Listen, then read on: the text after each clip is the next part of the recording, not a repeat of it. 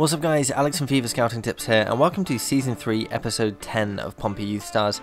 If you watched my last episode, you would have seen that I had a bit of trouble last time with the opposition teams, had to change the sliders a bit. Hopefully that'll make a bit of a difference against Stoke, which we got up next. Just before I do that, don't forget that the Scouting Gold Contest, it ends this evening, ends later on tonight, and it is on the best North American players. All the details for that will be at the end of the video, but if you do want to enter, you have not got long left now, so make sure you get your entries in soon. But anyway, we have this game against Stoke. Hopefully it will be a little bit less frustrating than the last few games I've been playing, so let's see what we can do. Well, the game started with a customary Bong hit, Bong beating his man and getting smacked to the ground, a full front flip, nothing though, ref gave absolutely nothing. Look at that, just ridiculous, I couldn't believe that wasn't a foul, but still I picked myself up, crossed the ball in towards Coin, the new boy, and look at that, great header, beating his man. I decided basically to try Coin up front with Bong, because Bong's a very quick striker, and Coin is 6'4", he's big and strong, good in the air, and it worked really well.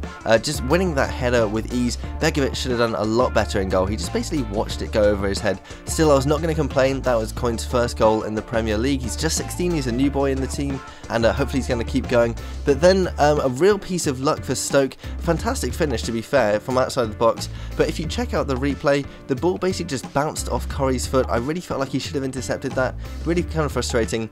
But Stoke sensed danger and they kept up with the attacks. Unlucky not to score with that one. Another shot here, and it was kind of like this half was all about Stoke. They had lots and lots of shots. I didn't really get in the game in that half. Only had one shot. Luckily for me, it went in, but I only had 39% of possession. It was all about Stoke in this half. They had plenty of attacks going forward. Luckily for me, they only managed to score one of them though. Second half though, I managed to strike first from a corner, another header, and this time from Corey, and in it went. And then it was another real mistake from the goalkeeper. He should definitely have done better from this. It was a decent header, but it just bounced off his arm and went in. Another mistake from Begovic. Two quite fluky goals for me, but that was Corey's first goal in the Premier League, so good to see him getting off the mark as well. Good play from Bong going down the wing, crossing it in towards Coin. Another header, should really have done better though. It was a good save from Begovic, but fairly weak header. But then disaster struck. Bong trying to beat a man, but running into him, and he went down and then stayed down. It looked like he got injured. I hope that he could continue though. Stoke tried to take advantage. They couldn't get their shot on target though. And then the game basically told me that no, Bong had to go off. He was properly injured. I thought he could continue, but unfortunately he could not. So Stoke then tried to really press home this advantage. Poor header, really. They should have done better from that. And I was kind of under the cosh, but some good play here. Managed to dodge the tackle, took a shot. I was expecting the corner from this, but then I saw the ref run in and point to the spot. Unbelievable, it bounced off Coin's thigh, he ran into short cross, fell over, and I got a penalty from it. I couldn't believe it, it was so harsh on Stoke. But never mind, Pender stepped up and smashed it into the top of the net. And that was 3 goals for me, and all scored by my Irish players, so it was a good day for all the Irish players in my squad. Pender getting his 3rd goal of the season now on 86 minutes, good time to score, and I was now 3-1 up. Could have made it 4-1 though in the dying seconds of the game, Wallace running through, but a good close range stop from Begovic in goal, kind of redeeming himself a little bit. But that was all there was time for in this match, a very decent 4-1 win. This half I got much more into the game than in the first half. I ended up with 5 shots, all of them on target. Stoke has 6 shots, but only 2 of them on target. They didn't really do enough to score any more than 1 goal, and I really came into the game a bit more in that second half and established a foothold in the match basically. Still didn't have a huge amount of possession, but going forward I was very threatening, and it paid off in the end. Got some really good ratings as well. Coin with an 8.2. That combination with Bong until Bong got injured was working really nicely. 1 fast player and 1 strong player out front. Seemed to really work well for me up front. So Coin got his first goal. Pender got an 8.2 rating, got man of the match. Wallace 7.7, Doherty 7.5, Corey 7.2. A couple of really good ratings in there, and a very good win, 3-1 against Stoke. Okay, well, the injury isn't great news. Bong is going to be out for 4 weeks. It could have been worse, you know, he could have been out for 8 or 9 months even potentially, but a month is still a long time to be without a player like Bong because he's just so vital to the team. We're going to have to really pull together, and hopefully I can get through that period without him. May see if I can bring in a player on a short-term loan because we are approaching the January transfer window, so I will have a look at that maybe, but yeah, he's going to be out of action for about a month. That's just not really great news, is it? Okay, we're going to go straight into this game against Man City. It's not really the game I wanted to go into next without Bong, but you know, what can you do? He's not available, so hopefully we're going to be able to not get a pounding against Man City. It's going to be a tough game, so let's see how we do against them without Bong. Came into this game as massive underdogs, but I made a fairly bright start. Lovely ball from Ajay Boateng, Bennett running onto it, but I kind of panicked, could have taken a bit more time over that, and in the end it was saved. Man City always posing a threat though, a fantastic piece of skill there, completely did me. Luckily I had Doherty in goal to save it. They kept on the pressure though, and eventually it told, beating Doherty this time to put themselves 1-0 up after half an hour. I wasn't too surprised given how good they are as a team, but still I was determined to come back and try and get a goal for myself. Lovely ball forward, and Bennett winning the header. Unfortunately though, he was offside, so it didn't count, but still I was going to keep trying in this game. But then the most ridiculous own goal I have ever suffered happened. I just could not believe it. What the hell? What the hell? What the hell? It's almost like Doherty just didn't know what to do, like he didn't know where the ball was, like he was stupid almost. Yeah, just completely unbelievable. That just sunk me right on half time as well. Such a stupid goal to give away. Just could not believe it. I was laughing my head off. I've just never seen anything like that before in a game that I've played. But it was fairly even in terms of stats, in terms of shots and possession. I wasn't doing too bad considering I was 2-0 down against Man City. Second half though, it was just so hard to break their defence down. They're really well organised and just snuffed up my attacks. And on the attack, they always posed a threat. Decent shot there, just skimming over the crossbar. And then as the half mounted, they just kept going on more and more attacks, and I was increasingly under pressure here. I did have my own chances here and there, decent through ball, but I was really kind of disappointed with how I ended that attack. I should have done a lot better with it really. Kind of a hopeful effort from Green from long range. Shouldn't have parried, presented much trouble, but the goalkeeper parried it, and Ajay Boateng unfortunately couldn't put in the rebound. He was offside anyway, so it wouldn't have counted, but my chances were few and far between. Man City steadily dominating the game.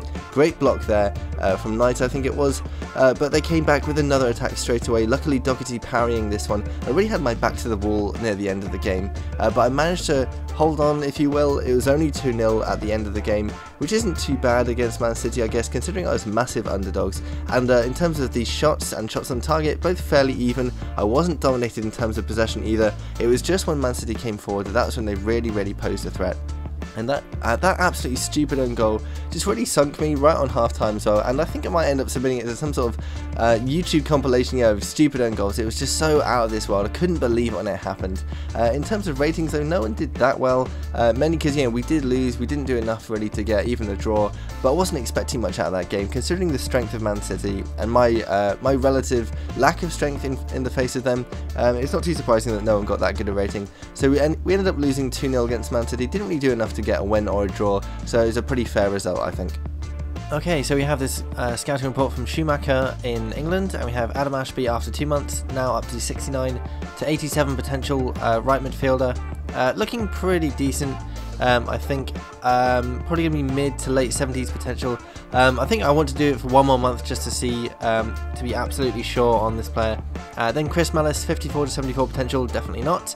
Then Giles Fulton after 3 months, 70 to 86 potential right winger. Yeah, I think I will take him on. It's looking fairly decent potential, so could be into the early 80s if we're lucky, so we'll sign him up. Then Harvey Obika, 58 to 78 potential, definitely not. Jordan Preston, 62 to 84 potential, not quite high enough I don't think, so we'll turn that player down. And then finally Shola Aidu, 50 to 70 potential, definitely not, turning him down. So we have one more player who we're going to look at for one more month, I think. So up next we have this report from Demidov in the USA. We have Chandler Bloom after 2 months, 63 to 83 potential goalkeeper, just not good enough I don't think, so I'll turn that player down. Jeff Bowen, 58 to 76 potential, not good enough either. And finally Shola Aidu again, he seems to have been on both reports so far, 52 to 70 potential, so once again he's not good enough. He wasn't good enough first time and he's not good enough this time I'm afraid, so unfortunately no one from the USA this time round. Okay, and finally we have this report from Lee in Nigeria. So we have Joshua Hamadu, 56 to 76 potential, just not good enough. Kwa Ofe, I think, 56 to 74 potential, not good enough either. Nweke Duna, 53 to 71, just not good enough either. And then Tete Hamadu, he looks very good, 75 to 94, that's much more like it. Looks like he's going to be an attacker, so I will be very happy to take him on. I was just starting to think that Nigeria wasn't doing very well, but we've got one good player at least from them, so hopefully next month will be just as good as well. So after all those scouting reports, let's have a look at how our youth academy is doing with a few new arrivals. So we have Charlie Essen, 74 to 80 potential striker. Then Craig Lucas 72 to 84 potential left winger. Daniel Gallagher 85 to 94 potential striker, winger player type, and he is the oldest player in my academy, so he's probably going to be promoted first, and he looks like he's going to be fantastic. I've been listening to what you guys have been saying as well. Most of you guys have been saying leave him until after May, so I will definitely be doing that to get his overall a bit of a boost. He's already fairly quick, I reckon, so he won't need to worry about that. So he should be really, really good after May. Then we have Esteban Navarro 80 to 86 potential right winger. Then Fernando Monzon 71 to 75 potential left back. Fraser Layden 82 to 92 potential defensive midfielder.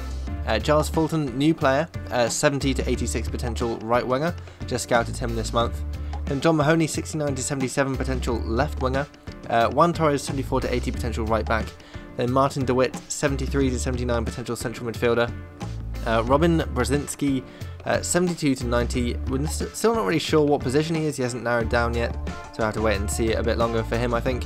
And then finally, the newest arrival, Tete Hamadou, 75 to 94 potential. Some form of attacker, possibly a striker. He looks superb. Really can't wait till he narrows down a bit more and we get a bit of a better idea of what he's like. So he's going to be fantastic.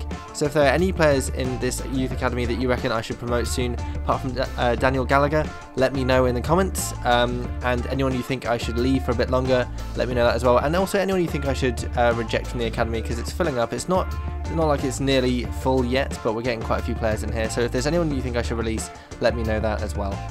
Okay, I was saying earlier about how I might need to get a temporary replacement for Bong while he's out injured, so I've done some scouting in some of the other leagues, found a few strikers who look quite good, so I'm just going to cycle through them quickly. I'll just be looking to bring these players in on loan probably. I think can't afford to buy any of them, but they all look pretty good, so if there's one in here that you think I should definitely go for, do let me know. Obviously we have Zwinkels here, who we had in earlier seasons. For people who've been watching this series for a while, he was absolutely superb before we got Bong, so he'd be great to get in, but he is quite expensive. His wages are £35,000, that's quite a lot really.